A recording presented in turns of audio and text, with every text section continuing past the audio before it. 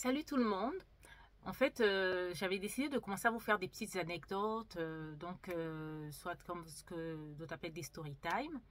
Là, il s'agit de la fois où on m'a mis une balayette. Ah, vous ne rêvez pas, on m'a vraiment mis une balayette, quoi. Je vais situer l'histoire. En fait, c'était pendant et après la guerre civile 97 qui a eu lieu au Congo-Brazzaville. Donc, on était allé vers la capitale économique. On s'est réfugié chez mon grand-père qui est aujourd'hui décédé, paix à son âme. En fait, comme je ne connaissais personne dans le quartier et qu'à l'époque, j'aimais bien être populaire, voilà, j'aimais sortir, j'aimais les gens, quoi. Je dis à l'époque parce que j'ai beaucoup changé quand même depuis, je supporte plus les gens. Non, je plaisante, mais j'ai quand même changé, quoi. La maturité, hein, que voulez-vous? Quand même, hein, même si j'ai l'air toujours folle. Je suis arrivée dans un nouveau quartier. Et donc, il fallait que je connaisse les gens. J'ai mis en place une stratégie. Je me suis dit, écoute, je vais chercher un garçon qui a l'air super connu dans le quartier, bon, qui connaît la majorité des personnes, comme ça. Je vais sortir avec. Et après, il va me présenter le maximum de personnes dans le quartier. Et une fois que je connaîtrai beaucoup de personnes, quoi, je vais le laisser tomber, quoi. Donc, c'était un peu ça la stratégie. C'est méchant, mais c'était ça la stratégie, quoi. Donc, j'observe, il y a un garçon du portail, quoi. Donc, j'observais, quand il passait dans le quartier, tout le monde le connaissait, le saluait, tout. Donc, les voisins d'en face et tout. J'avais observé tout. Donc, j'ai commencé à établir la stratégie, quoi. Sortir devant lui et tout. Déjà, je suis sûre que j'allais me faire remarquer, quoi. Donc, bref. Ça n'a pas tardé, immédiatement, il m'a dit, tu habites dans les secteurs, tout ça, je t'ai jamais vu, tout ça. Donc, frère, là, on a fait connaissance. Et il m'a proposé de sortir avec lui, quoi. Donc, on est sortis ensemble. C'était un garçon très gentil, hein, un garçon gentil, poli, qui aimait la mode. Il s'habillait toujours il portait les dernières baskets à la mode, des trucs comme ça et tout. Il était bien sur lui, mais c'était pas mon style de mec, quoi. Mais bon, j'avais juste besoin de lui, en fait. Et donc, on se fréquente et tout. Il me présente comme prévu des personnes dans le quartier, tout. Je commence à être... les gens me reconnaissent sans que je sois forcément sa petite amie, quoi. Je me dis, bon, il est temps que j'avance, quoi, que je trace ma route. Parce qu'entre-temps, j'avais repéré un autre garçon. Donc, on va dire le premier, celui que j'ai fait, que j'ai utilisé pour la stratégie, on va l'appeler Antoine. Et après, j'avais rencontré l'autre, on va l'appeler Loïc. J'avais rencontré Loïc, j'ai noté hein, pour pas oublier. Sinon après, je vais m'envoyer des pinceaux.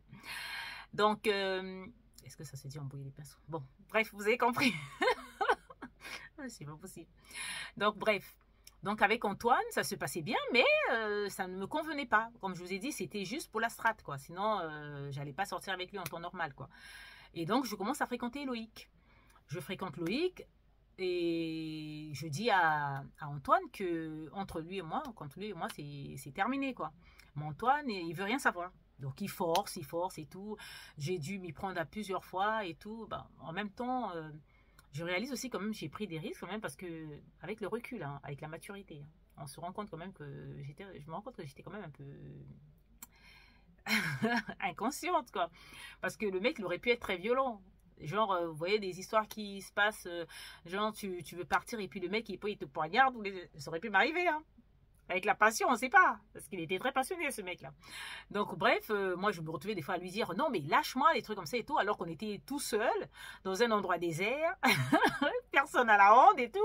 Ah, attention, ça peut être dangereux. Donc je ne le conseille pas. Bon, moi à l'époque j'y pensais pas. Une fois, j'ai dû quand même être très méchante avec lui, alors que c'était pas le but, parce qu'il voulait rien comprendre, quoi. Il voulait rien savoir. Après, il a un peu disparu. Moi, je me suis dit, il a peut-être fini par comprendre. Donc, j'ai entamé ma relation libre, devant tout le monde, avec Loïc. Donc, on était là, ça se passait plutôt bien. Et un soir, dans une rue très fréquentée, donc où il y avait des bars, des boutiques, les jeunes se mettaient là parce que c'était éclairé et tout. Parce que les autres ruelles perpendiculaires étaient des fois un peu sombres, quoi. Là, c'était assez éclairé, tamisé, quoi. Mais tous les jeunes se mettaient là, quoi. C'était un peu comme un carrefour. Donc, on était là. Et moi, j'étais avec Loïc. On était là, on se marrait tous les deux et tout. Vas-y, tout ça. Et l'autre, il se ramène, quoi, Antoine. Il se ramène Et là, les gens se foutent de sa gueule, en mode, ah ouais, mais... J'ai dit des gros mots, moi. Ils se foutent de lui. Oui, regarde, c'est pas ta meuf, ça, et tout. Bah, regarde, ta meuf, elle est avec un autre mec devant toi, et tout. Vous voyez un peu, quand on est jeune, c'est un peu ça, quoi. Ouais, ta virilité, on prend un coup, un truc comme ça. Donc, lui, il s'est senti pousser les ailes. Je dis ça parce qu'en fait, je crois qu'il me connaissait pas du tout. Donc, il s'est dit, il m'a appelé, genre, comme si j'étais une chienne, quoi. Genre, ouais. Il m'appelle, ouais, viens ici et tout. Hein? Je me suis dit, ce mec, ce mec est courageux. Non, c'est ce que j'ai pensé. Hein. Je me suis dit, waouh, ce mec est courageux. C'est vrai que, bon, avec lui, j'ai jamais montré l'étendue de ma folie. J'ai toujours été sage. Et puis, même si des fois j'étais un peu méchante quand je lui avais dit que je voulais plus de lui, je restais quand même polie, quoi. Et jamais été sauvage. Et donc, il refait une deuxième fois. J'ai dit, sérieux, il croit vraiment que je vais me déplacer, venir, genre je lui appartiens, je suis à ses ordres, je sais pas quoi. Bon, c'était pas mon problème. Donc, j'ai continué à parler avec Loïc. Et après, on a commencé à se faire des bisous. Donc, pour vous dire, le niveau de je m'en foutisme que j'avais. Donc, j'ai commencé à faire des bisous et tout. Oh là là, c'était pour lui le somme, le seum, le sommet même de l'humiliation. Donc, il n'a pas apprécié. Et comme je ne venais toujours pas, parce que pendant qu'il s'est énervé, qu'il rageait, que les gens le charriaient et tout, il est venu vers nous. Et moi, en fait, d'instinct, quand il est venu vers nous, moi, si je me lève, genre... Mon Dieu. Moi, si je me lève, genre, mais qu'est-ce que tu veux, quoi? Qu'est-ce que tu vas faire, tu vois? Et là, les amis, j'ai pas compris. Hein. J'ai pas compris, c'est allé très vite. C'est allé très vite. J'ai juste, je vous dis, en fait, véridique, hein, je sais dont je me souviens. Je sais juste que j'ai senti le sol se rapprocher.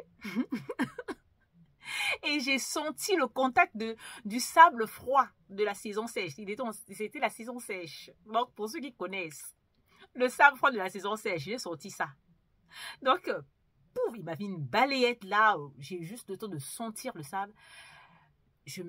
Non, il y a un truc en moi qui a dit, il est sérieux. Donc, genre, pas moi, quoi.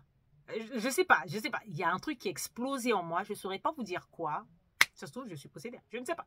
Où j'étais. Je ne sais pas. Bon, bref. Il y a un truc qui s'est réveillé en moi. Donc, le seul souvenir, le contact du sable et après blackout. Je vous assure, jusqu'aujourd'hui, j'ai essayé de démêler un peu. Non, rien. Aucun souvenir. Donc, blackout total.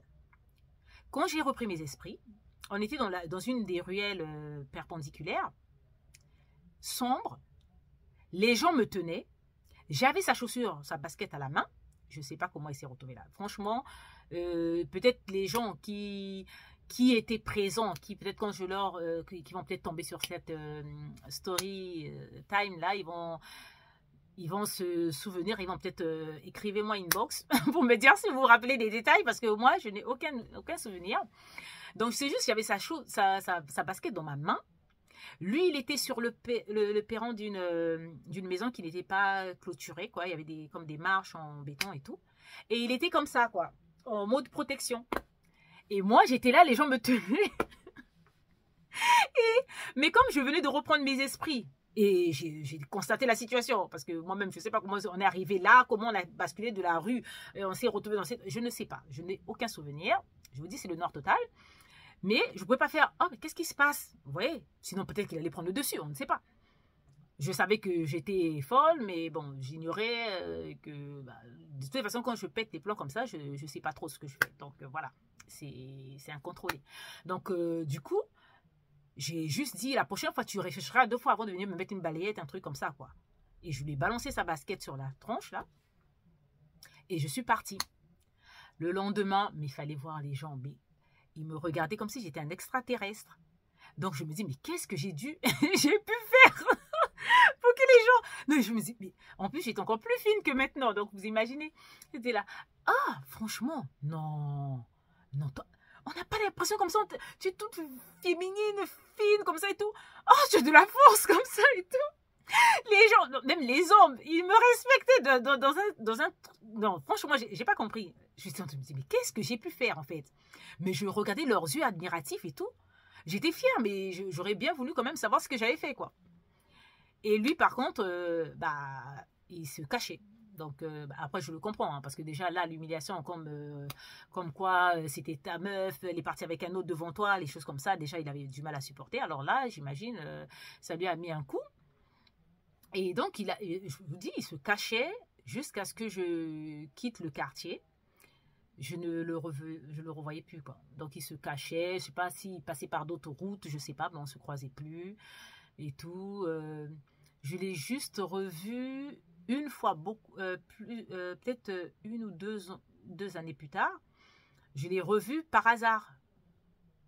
Mais il me regardait en mode comme si j'étais une folle, je ne sais pas. Il avait peur. Donc, il me regardait, les gens sans trop me regarder et tout. Mais moi, bon, c'était passé. Hein. Déjà que je me souvenais même pas trop de ce que j'avais fait. C'était passé et tout. Je le saluais tranquille et tout. Mais lui, il voulait plus du tout. Et la personne qui nous avait... Parce que la personne croyait qu'on ne se connaissait pas. Et moi, je dis, je le connais très bien, Antoine, hein, et tout, machin. Et non, Antoine, il voulait même pas... Non. Il voulait rien avoir à faire à moi.